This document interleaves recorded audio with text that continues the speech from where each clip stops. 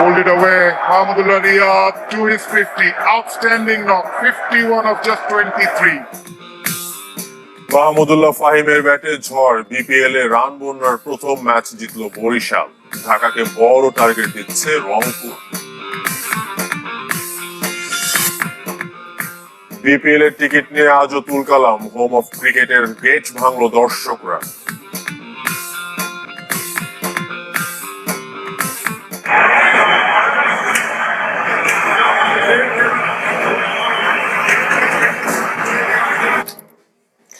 মাঠে উৎসবের রেশ ছড়িয়ে প্রতিদ্বন্দ্বিতার মোড়কে ছন্দময় বিপিএল এর একাদশ আসরের যাত্রা শুরু হলো।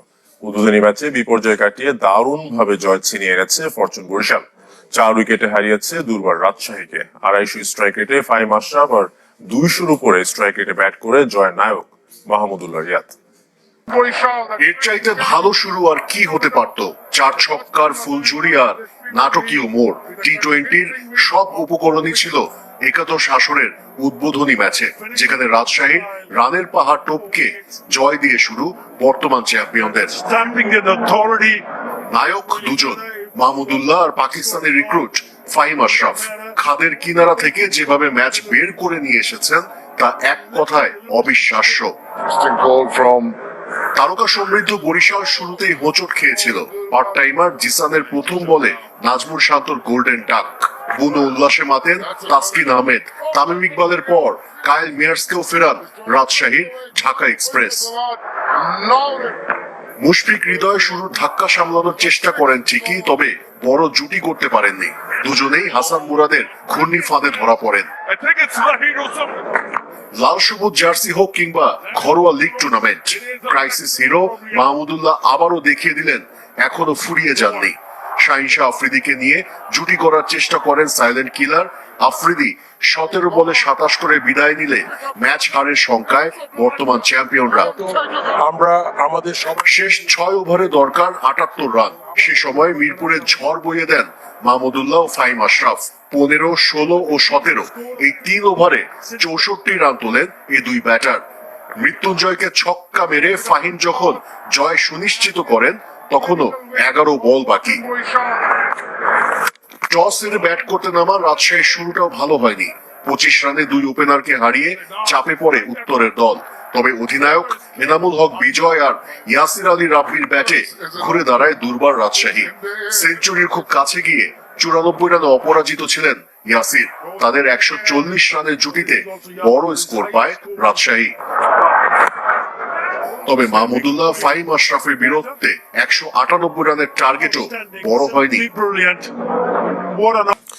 দিনে দ্বিতীয় ম্যাচে এই মুহূর্তে ঢাকা ক্যাপিটালস এর বিপক্ষে ব্যাট করছে রংপুর রাইডার্স। সবশেষ সংগ্রহ 6 উইকেটে 175 রান। মিরপুর স্টেডিয়ামে টস হেরে ব্যাট করতে নামে রংপুর। স্টিভেন টেইলরের প্রথম ওভারে তোলেন 14 রান। তবে দ্বিতীয় ওভারে মুস্তাফিজ ফিরান স্টিভেন টেইলরকে, আর পরের ওভারে অ্যালেক্স হেলসকে বিদায় করেন আলাউদ্দিন বাবু। এরপর 89 রানের জুটি ভেঙে আবারও ফেরান সাইফ হাসান ও ইফতেখার আহমেদকে, যিনি কিনা এনসিএল টি-20 সেরা বোলার হয়ে জায়গা পেয়েছেন বিপিএল এ। আজও বিপিএল এর টিকিট নিয়ে হয়েছে নানা ঝামেলা। ব্যাংক ও অনলাইনে টিকিট না পাওয়ায় মিরপুর স্টেডিয়ামের সামনের রাস্তা অবরোধ করেন দর্শকরা। ভেঙে ফেলেন স্টেডিয়ামের মূল গেট। বাধা দেয় প্রথম ম্যাচের 2 দল বরিশাল ও রাজশাহীর টিম বাস ঢুকতে। পরে বিকল্প উপায়ে ক্রিকেটাররা মাঠে প্রবেশ করেন। রণক্ষেত্র হোম অফ ক্রিকেট। টিকিট নিয়ে আগের দিনের বিশৃঙ্খলা রূপ নেয় বিস্ফোরণে। স্টেডিয়ামের প্রতিটি গেটে শত শত মানুষের ভিড়, কিন্তু কোথাও নেই টিকিট। মিরপুর স্টেডিয়ামে হচ্ছে না টিকিট বিক্রি। ক্ষোভে ফেটে পড়া দর্শকরা ভেঙে ফেলে মূল ফটক। আইন শৃঙ্খলা বাহিনীও পারেনি পরিস্থিতি নিয়ন্ত্রণে নিতে। 1 ঘন্টা টিকিট দিছে, দেওয়ার পরে কি হলো, লোক নাই। কাউন্টার থেকে 1 ঘন্টা দেওয়ার পরে টিকিট চলে গেছে। একজন লোক 100 টিকিট কাটছে, আর একজন লোক 50 টিকিট কাটছে। আমরা কালকে বিকালে আসছি, এখনো টিকিটের কোনো সন্ধান পাইনি। ব্যাংকে যান, যাই ব্যাংকে এই জায়গায় যাই, ব্যাংক খোলে না, আবার কইতে যে এই সমস্যা ওই সমস্যা।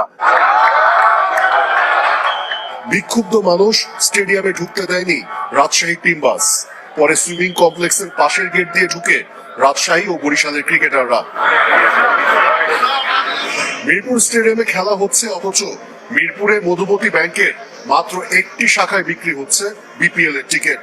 সেখানেও চরম বিশৃঙ্খলা। ভোর থেকে লাইনে দাঁড়িয়েও মিলছে না কাঙ্ক্ষিত টিকিট। সর্বনিম্ন মূল্যের টিকিট নেই বললেই চলে। 50 জন দিতে যদি টিকিট শেষ হয়ে যায়, বাকি টিকিটটা গেল কোথায়? আমরা তো মাঠে ঢোকার পর দেখি যে না, সিটগুলো ফাঁকা আছে। আধা ঘন্টা ওয়েট করলে 230 টাকা টিকিট দিব, এখন ভিতরে গেছি বলতেছে টিকিট নাই।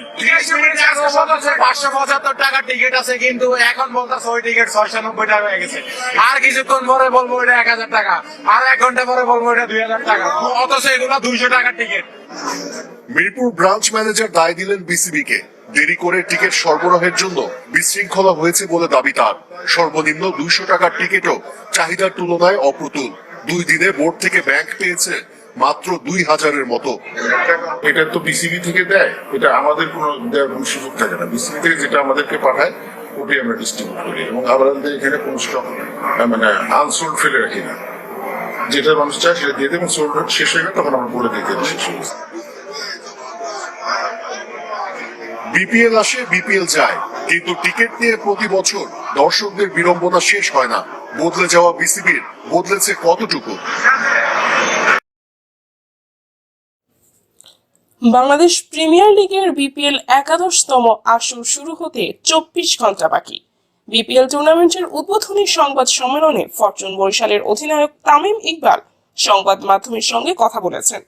তিনি বাংলাদেশ ক্রিকেট বোর্ড বিসিবিকে পরামর্শ দিয়েছেন টুর্নামেন্টের উন্নতি এবং পরিবর্তন আনার জন্য ক্রিকেটে বিনিয়োগ করতে হবে। রোববার 29 ডিসেম্বর সংবাদ সম্মেলনে তিনি একথা বলেন। তামিম বলেন, যদি অন্যরকম বিপিএল করতে হয় তাহলে আমাদের ক্রিকেটে বিনিয়োগ করতে হবে। শুধু কনসার্টের মতো অনুষ্ঠান নয়, ক্রিকেটের উন্নতির জন্য টুর্নামেন্টে বিনিয়োগ করা সবচেয়ে গুরুত্বপূর্ণ। তবেই আমরা বলতে পারবো যে এই বিপিএল সত্যি নতুন ধরনের।